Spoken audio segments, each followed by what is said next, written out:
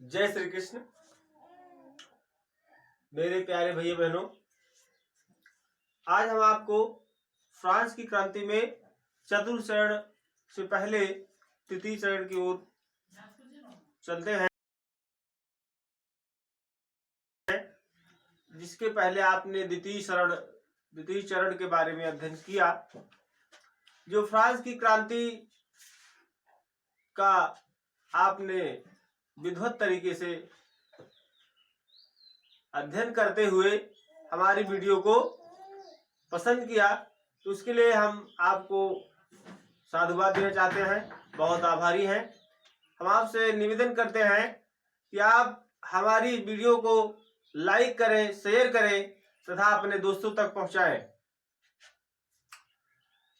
हम आपसे अनुग्रहित भी हैं और आपके निवेदक भी हैं, क्योंकि श्रोता और वक्ता में एक घनिष्ठ संबंध होता है। सुनने वाला अत्यंत महान होता है और बोलने वाला उसके अपेक्षाकृत महान नहीं होता है, क्योंकि जो किसी की बातों को सुनता है अत्यंत रूप से वही धैर्यवान होता है।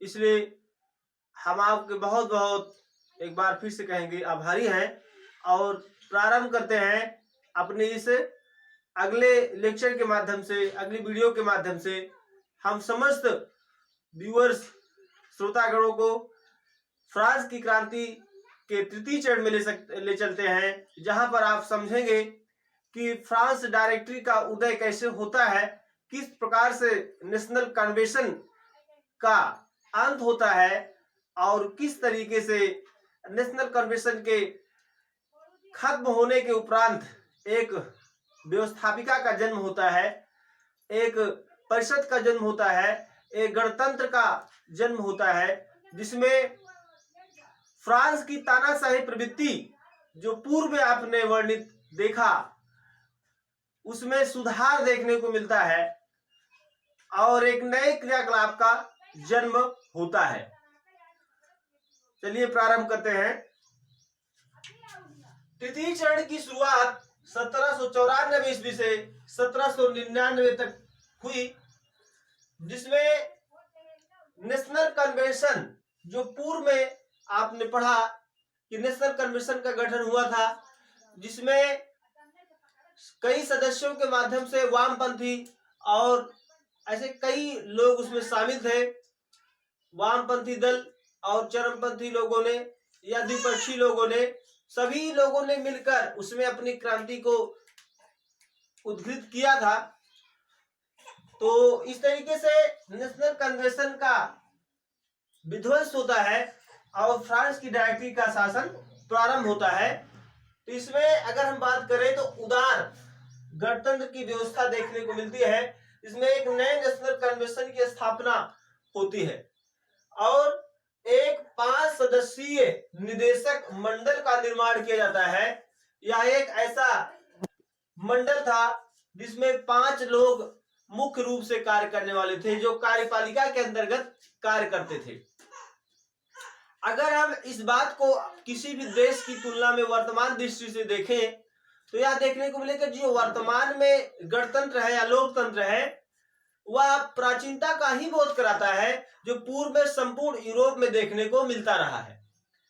संपूर्ण यूरोप में यह प्रवृत्ति पहले ही जन्म ले चुकी थी, जिसमें निरंकुशता को भंग करके एक ऐसी प्रवृत्तियों का जन्म दिया गया था जिसमें संपूर्ण रूप से लोकतंत्रवादी व्यवस्था को कायम करने का प्रयास किया गया था। जन समुदाय द्वारा ऐसे शासन प्रवृत्तियों का खंडन किया गया था जिसमें निरंकुशता की भावना का उदय हुआ था, जिसमें आपने पूर्व में ही अध्ययन कर लिया है कि लुई 16वां, जो कि अत्यंत कुशल होने के बाद भी अपने सत्ता को विहीनता पाता है और अंत में व्यभिचारी और अत्याचारी विलासितापूर्ण जीवन यापन करता है और जनता के ऊपर अधिक से अधिक कर लगाकर वह अंत में गिलोटीन पर चढ़ा जाता है। तो उसी एक पृष्ठभूमि को लेकर हम इस चरण में आगे चल रहे हैं कि उस प्रक्रिया से कब कब खंडित करके नई प्रक्रिया को जन्म दिया गया और नए रूप में वहां की शासन पद्धति को सुचारू रूप से चलाया गया।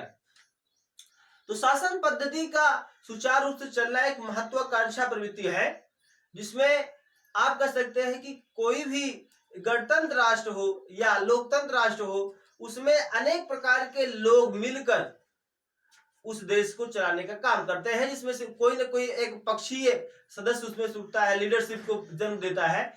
तो किसी भी देश में व्यवस्थापिका, कार्यपालिका या कह सकते हैं कि शासन पद्धति को चलाने के लिए बातें देखने को मिलती है। तो इस प्रक्रिया में कार्यपालिका के ही 5 सदस्य थे, जिसको हम फ्रांस की डायरेक्टरी मान सकते हैं। तो फ्रांस की डायरेक्टरी में 5 सदस्यों का जो कार्यकाल था, वह प्रत्येक वर्ष हर व्यक्ति अपने पद को छोड़ता रहता था और नया व्यक्ति उस शासन में आता रहता था। यानी शासन की पद्धति को चलाने के लिए नए पद को धारण करता था। इस तरीके से वह कार्यपालिका खंडित नहीं होती थी, डायरेक्टरी खंडित नहीं होती थी। वर्तमान दृष्टिकोण से अगर हम भारत को उसमें लिंक करें तो भारत में भी कार्यपालिका, न्यायपालिका और व्यवस्थापिका है। इसमें से व्यवस्थापिका के द्वारा कार्यपालिका, उसके बाद न्यायपालिका तक लिंक किया गया है बातों को। तो उसमें यह बात देखने को मिलती है कि राज्य सरकार जो होती है उसमें राज्यसभा भी होती है, जो लोकसभा के निम्नोक्त कार्य करती है, परंतु उच्च सदन मानी जाती है। और राज्यसभा में भी हम ये देख सकते हैं कि उसमें हर दूसरे वर्ष पद को इस्तीफा देते हुए नए लोग धारण करते रहते हैं। और राज्य सरकार में भी विधानसभा का गठन होता है, इसमें विधान परिषद का एक मुख्य रूप ही माना जाता है। उसी तरीके से पूर्व में भी यह बात देखने को मिली। इसको हम लिंक करके इसलिए पढ़ रहे हैं ताकि समझने में आसानी हो कि क्या बातें कही जा रही हैं, उनको किस तरीके से समझा जाए। तो कन्वेंशन की स्थापना हुई और प्रत्येक सदस्य को हर वर्ष रिटायर्ड पर दिया जाता रहा, जिससे यह देखने को मिला कि कार्य को सुचारू रूप से चलाने के लिए यह प्रक्रिया जरूरी। परंतु हुआ क्या कि ये जितने भी सदस्य के लोग थे, वे एक उदारपन की प्रक्रिया को न जन्म देकर एक रूढ़वादी प्रक्रिया को ही जन्म दे रहे थे, जिसमें यह बात देखने को मिली कि पूर्व में आपने अध्ययन किया कि जो पोप था या चर्च था या जो पादरी या सामंत लोग थे या इस तरीके से जो भी कुलीन वर्ग से जुड़े हुए थे, उनके द्वारा ही शासन चलाया जाता था। वे ही अपने अपने स्थानों के प्रमुख माने जाते थे। सामंत जमींदार हुआ करते थे। बड़े बड़े जमींदार क्या करते थे कि बुर्जुआ वर्ग, जो मजदूर वर्ग था, उसको परेशान करते थे। और मध्य वर्ग के लोग भी उसमें शामिल थे, जिसमें कृषक तथा कुछ व्यापारी या अन्य लोग भी उसमें शामिल थे, उनको बहुत ही परेशान करते थे। तो इसमें यह देखने को मिला कि जो फ्रांस की डायरेक्टरी थी, वह पूर्ण रूपेण वह शासन नहीं कर पा रही थी। शासन करने का अर्थ है कि जितने भी वहां के कर्मचारी थे या जितने भी कार्यकर्ता थे, सबके ऊपर सबको कार्य कौन कौन से करने हैं या किस तरीके से कार्य का निर्वाह करना है, वह उनके ऊपर उस तरीके से शासन का अधिपत्य नहीं कर पा रही थी। उसमें किसी भी प्रकार का कह सकते हैं शासन सशक्त नहीं माना जा रहा था। जिसको जो इच्छा होती थी वह अपने हिसाब से कार्य करते रहे थे। अगर हम संचालन मंडल की बात करें तो संचालन मंडल के पास यह शक्ति थी कि वह जो कार्यपालिका थी उसको भंग कर सकता है, यानी जो डायरेक्टरी है इसको निष्क्रिय कर सकता है। परंतु वह यह देख रहा था कि शासन चलाने के लिए जब हमने फ्रांस डायरेक्टरी का नियुक्त किया, जिसमें 5 सदस्य प्रमुख सदस्य उसमें चुने गए हैं, तो वे कार्य को कर पा रहे हैं कि नहीं कर पा रहे हैं। और वे किसी प्रकार से कार्य नहीं कर पा रहे थे। और यह देखने को मिला कि जितने भी वहां के रहने वाले लोग थे, सब प्रताड़ित होने लगे, सब समस्याएं में फिर से ग्रसित होने लगे और अव्यवस्थाओं का जन्म देखने को मिला। किसी प्रकार के क्रियाओं में अब बात करें तो नवीनता नहीं दिखाई दे रही थी। सब पुरानी पद्धतियों पे फिर से पुनः चलने लगा।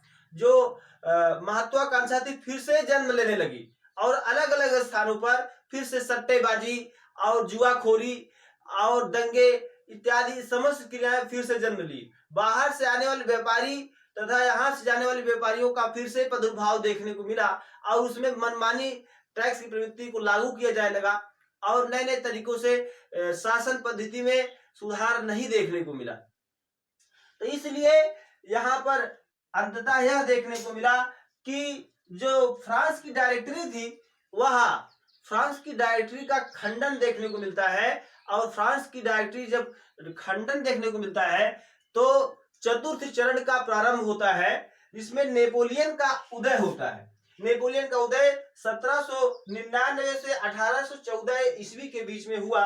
उसने अपने आप को एक प्रकार से फ्रांस का तानाशाह घोषित किया। जब वह 23 वर्ष का मात्र था तो उसने फ्रांस की सेना में अपने आप को ज्वाइन किया, यानी उसमें भर्ती हो गया। और धीरे धीरे उसने क्या किया कि फ्रांस में अपने आप को स्थापित करने का बेड़ा उठा लिया और अंततः उसने अपने उस क्रांतिकारी प्रवृत्ति को अपनाया, जिससे धीरे धीरे फ्रांस का नक्शा ही बदल दिया। उसने लोगों को यह आश्वासन दिया कि वह एक ऐसे लीडरशिप का जन्म दे रहा है, वह वास्तविक रूप से राजतंत्रशाही व्यवस्था का ही एक नमूना था, परंतु लोगों को गणतंत्र पर भरोसा दिला रहा था कि मैं आने वाले समय के लिए, आने वाले भविष्य के लिए आपके लिए कार्य कर रहा हूं।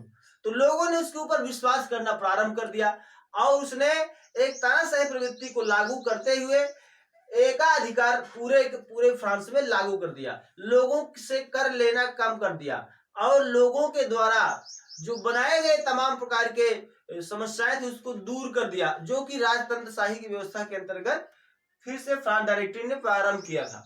तो वह सब उसने खंडित किया। 1804 ईस्वी में उसने फ्रांस का तानाशाह अपने आप को घोषित कर दिया। उसने सेनाओं के ऊपर कब्जा कर लिया, सेनाओं को अपने अधीन कर लिया। जो राजशाही तंत्र व्यवस्था थी उसको खत्म करके उसने एक संपूर्ण रूप से तानाशाह प्रवृत्ति को लागू कर दिया। वह किसी बात को न मानते हुए अपने ही बातों को मानने लगा और धीरे धीरे पूरे फ्रांस में एक तानाशाह का जन्म देखने को मिला। और आगे चलकर उसने जो अनुशासित प्रक्रियाएं थी उसको दूर करते हुए तानाशाही प्रवृत्ति को जन्म देते हुए आगे चलकर उसने कृषक, मजदूर, बुर्जुआ वर्ग, मध्य वर्ग सभी के लिए कार्य किया और नए नए प्रकार के युद्ध तोप, संग्रहालयकर्ता तथा संग्रहालयों का निर्माण करवाया और युद्ध तोपों के साथ नए नए प्रकार के अस्त्र शस्त्रों का भी निर्माण करवाया और अनेक प्रकार के अनाथ आश्रम और रहने के लिए स्थान, लोगों को किस प्रकार से चीजें प्रदान की जाए, कैसे उनके दुखों का हरण किया जाए और किस तरीके से उनके ऊपर अपने शासन की सत्ता स्थापित की जाए, ये तमाम कार्य किए। उसने आगे चल के यह ध्यान दिया कि सैनिकों की ट्रेनिंग के लिए ट्रेनिंग सेंटर खुलवाए और आगे चलकर उसने नवीन प्रकार की पद्धतियों को जन्म दिया, जिससे एक समय ऐसा आया कि माप तौल की प्रक्रियाओं में फिर से जन्म देखने को मिला। जो उसके पहले माप तौल की प्रक्रिया प्रवृत्ति में आई थी उसमें एक नवीन परिवर्तन देखने को मिला और जो लोगों का एक प्रकार से शासन के ऊपर से अधिपत्य दूर हो चुका था, एक प्रकार से लोगों का विश्वास खत्म हो चुका था, वह फिर से जागृत हुआ। फिर भी यह बात कही जा सकती है कि नेपोलियन ने लोगों को अपने अधीन रखा, स्वतंत्र होने के लिए कार्य नहीं किया। तो इस तरीके से आप ये बात समझ पा रहे होंगे कि नेपोलियन बोनापार्ट के उदय होने से ही यह प्रक्रिया का जन्म देखने को मिला, जो कि राजतंत्रशाही व्यवस्था पर ही लागू था। वह एक प्रकार से गणतंत्र की व्यवस्था का खंडन तो नहीं कर रहा था, परंतु अपनी बातों को मनवा रहा था, यानी अपनी बातों को लागू कर रहा था। उसी के समय में यह देखने को मिला कि महत्वाकांक्षा की वृद्धि के लिए एक देश दूसरे देश के ऊपर अपने आक्रमण कर रहे थे। ऑस्ट्रिया, हंगरी, बुल्गारिया, यह समस्त जितने भी थे ये एक जर्मनी के साथ, और इस समस्त क्षेत्रों का एक विवादास्पद समय उसी समय चल रहा था जब फ्रांस अपने ही गृह युद्ध के अंतर्गत अपने ही देश में गृह युद्ध से छिड़ा हुआ था, गृह युद्ध से ही परेशान था। उस समय उसी देश से दूसरे देश का टकराव चल रहा था। तो इस तरीके से आपने समझा चतुर्थ चरण में इस नेपोलियन बोनापार्ट के द्वारा किस तरीके से वहां पर फ्रांस डायरेक्टरी का खंडन करके और अपनी तानाशाही प्रवृत्ति का जन्म दिया गया।